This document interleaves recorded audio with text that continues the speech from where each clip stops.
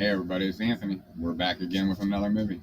So, this time we're jumping back into Star Wars. We just did episode 3, but before we can do episode 4, there's a small little story that gets tucked in there a lot of people don't know about. So, let's go over Solo, a Star Wars story. So, we open up with a young Han Solo who has somehow managed not to get a cool last name and is for some inexplicable reason named Han. Nah, seriously, why? Who named him that? He's stuck on a garbage planet called Corellia, where his entire life goal seems to be escaping by stealing and scamming people. He's joined by Kira, who a weirdly mysterious girl he clearly has a will they won't they relationship with. Except it's more like we definitely won't because this movie's all about Han being a lone wolf. Han tries to escape the planet by stealing a speeder, which is not as cool as it sounds when you realize he's just as bad at it, and spends the entire time getting chased by a bunch of goons. Kira tells him to go and join the Imperial Army. Because why not? Let's send your boyfriend off to become a soldier in a corrupt empire, and she promises she'll catch up later. Spoiler alert, she don't. What are you doing, bud? Alright, so in a shocking twist, Han Solo, who clearly has a bit of a chip on his shoulder about his life choices, joins the Imperial Army because why not? I'll be the best pilot in the galaxy, he declares with all the confidence of someone who's never flown a spaceship before, but is somehow still capable of lying through every situation. As a new recruit, he immediately meets a guy named Beckett, who's kind of like that weird uncle who's really good at stealing things and always has a questionable moral compass. Han is like, yeah, I'm going to be a pilot, I swear. But Beckett's like, kid, I know you think you have big dreams, but honestly, you're just a cargo boy with too much confidence and not enough skills. Han's big break, though, comes when he's assigned to be part of a unit led by Beckett, who, by the way, can't stop stealing stuff. Just a really great mentor for a young Han. They're sent to fight Wookiees. Yeah, Wookiees. Apparently, the Empire is having a rough time convincing these giant furry creatures to join their side, so they send in an army of struggling rookies to deal with them. In a surprisingly hilarious twist, Han gets captured by a Wookiee, who we later find out is Chewbacca. They end up having an epic prison fight where, you guessed it, Han and Chewie form an immediate friendship through mutual confusion, fighting side by side against stormtroopers. Imagine being in an actual life or death struggle and still having to make small talk. So, are you from around here? So now, Han has a new best friend, Chewie. Together, they escape from the Empire and join a group of smugglers led by none other than Beckett, who's still pretending to be a morally gray bad guy, but secretly way more trustworthy than Han would ever like to believe. They meet Lando Calrissian, the man, the myth, the legend, the suave gambler who owns the Millennium Falcon.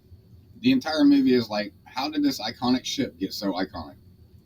The answer is Lando. He's basically the coolest person Han has ever met, and Han tries to be all, I'm cooler than you, but fails miserably. Lando's entire personality is based on wearing capes and making everything look cool. For some reason, that's exactly what Han needs to become. Han Solo. Now, it's time for the Kessel Run, which everyone talks about. Like, it's the galaxy's most exciting event. Han has his mission. Get some valuable fuel called coaxium, which, if it blows up, will probably kill everyone. So naturally, Han's like, I can do it in less than 12 parsecs. Now, it's time for the Kessel Run, which everyone talks about, like it's the galaxy's most exciting event. Han has this mission, get some valuable fuel called coaxium, which if it blows up, will probably kill everyone. So naturally, Han is like, I can do it in less than 12 parsecs. Because in Han Solo, and apparently math doesn't matter when you have confidence, they make the Kessel Run happen in the most chaotic, explosion-filled, everything goes wrong possible way. But hey, at least it was cool. You have to admit, even if you're tired of Han acting like he's cooler than everyone else, this scene does live up to the legend. The whole adventure is a thrill ride of flying, shooting, and escaping literal space monsters because Star Wars can never just let you have a normal trip. After the Kessel Run, Han and Beckett face the ultimate betrayal because this is a Star Wars movie and everyone betrays each other. Beckett pulls the old, oh, by the way, I'm working for the evil crime lord, Drayden Voss. Han's like, wait, what?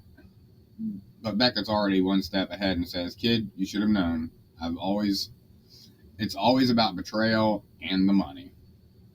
Han, now realizing that his life is like a weird buddy cop movie where everyone's a criminal, is like, fine, I'll shoot first, and pulls a totally unnecessary dramatic gun move on Beckett. In the end, Han shows his true ability, shooting first and never thinking things through. And speaking of betrayals, let's talk about Qi'ra, the girl Han thought he'd escape with and live happily ever after. It turns out Qi'ra has her own plans, and they involve a lot more power than Han anticipated. She ends up working for the true villain, Darth Maul.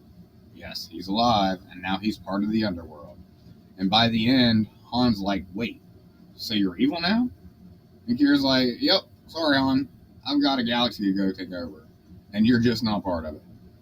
Han just stands there kind of like a poor guy, realizing that he'll never see his girl again.